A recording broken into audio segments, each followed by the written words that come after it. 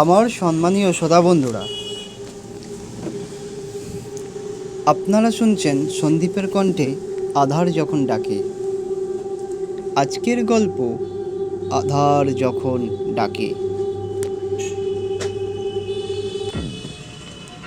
তালা খুলতেই একটা আষ্টে গন্ধ এসে ঝাপটে মারল সুদীপার নাকে। বৃষ্টির দিনে এই পুরানো বাড়িতে এরকম গন্ধ ওটা বিচিত্র কিছু নয়। সুদীপা নিজে অভ্যস্ত এই গন্ধের সাথে, কিন্তু তবুও আজ গাটা কেমন যেন গুলিয়ে উঠল। কোনো মতে নিজের কাকভেজা শরীরটাকে ঠেলে নিয়ে গেল স্নান ঘরে। শাওয়ার চালিয়ে দাঁড়িয়ে পড়ল নিচে। শরীরটা কাঁপছে থরথর করে। শাওয়ারের জল এক নাগারে পড়ছে চোখে মুখে। পাহাড়ি এলাকা, এখানে জলের ব্যবহার করতে হয় খুব পরিমিত, কিন্তু সুদীপার আজ ভূক্ষেপ নেই সেসবে। আচ্ছা, পুলিশ সত্যিই দীপ্তকে খুঁজবে? ওরা তো সব শোনা মাত্রই বলে দিল যে সে কোনোভাবে খাদে গড়িয়ে পড়েছে। বাড়িতে কি এখনই সব জানাবে সুদীপা, নাকি অপেক্ষা করবে সকালে? কারেন্ট নেই। ভেজা শরীরেই মোমবাতির সন্ধানে এদিক ওদিক হাতড়াতে হঠাৎ সুদীপা খেয়াল করলো বাইরের দরজাটা হাট করে খোলা। চমকে উঠল সে।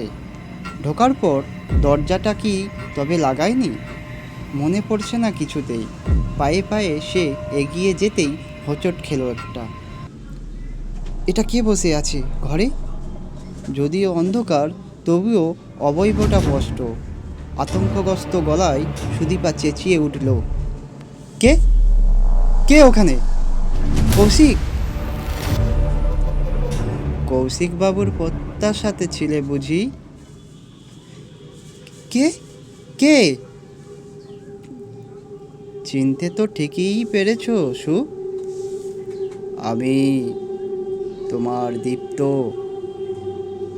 দীপ্ত? অজানা আগন্তুকের আতঙ্কে যতটা না ভয় পেয়েছিল সুদীপা, এবার তার থেকেও অনেক গুণ বেশি ভয় পেল পরিচিত মানুষটার কণ্ঠস্বরে। আমাকে ওখানে রেখে কেন চলে এসেছিলে সু? তুমি জানো না বৃষ্টিকে আমি কতটা ভয় পাই? সুদীপা জানে দীপ্ত কতটা ভয় পায় বৃষ্টিকে। আজ থেকে বছর 7 আগে এক ভয়ঙ্কর বৃষ্টির দিনেই তো গাছের ডাল পড়ে লোকটা সারা জীবনের মতো পঙ্গু হয়ে গিয়েছিল। দীপ্ত হুইল চেয়ারটা ঠেলে এগিয়ে আসছে ওর দিকে। গলাটা শুকিয়ে যাচ্ছে সুদীপার। দীপ্ত এসে দুহাত দিয়ে জড়িয়ে ধরে ওকে। ওর ভেজা শরীরটা শীতল স্পর্শে কেঁপে উঠল।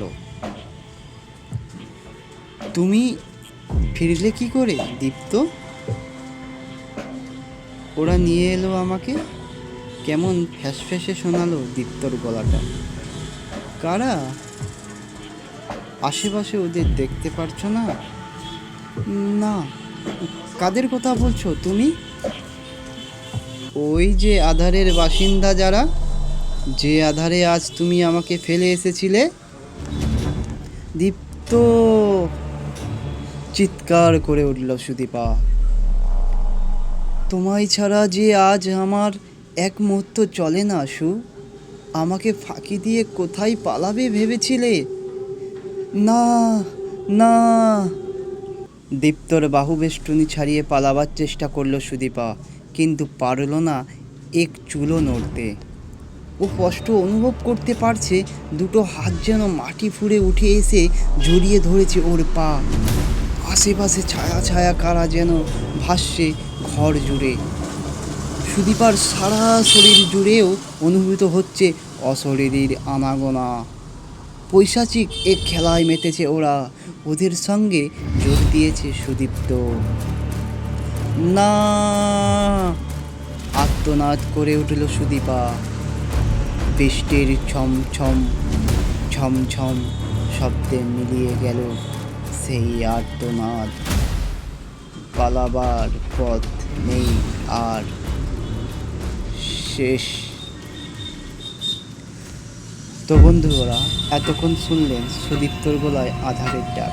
তো এরকম কিছু ভিডিও পেতে এবং শোনার জন্য আপনারা চ্যানেলটিকে সাবস্ক্রাইব অ্যান্ড লাইক ও কমেন্ট এবং শেয়ার করে পাশে থাকবেন। ভালো থাকবেন। ধন্যবাদ।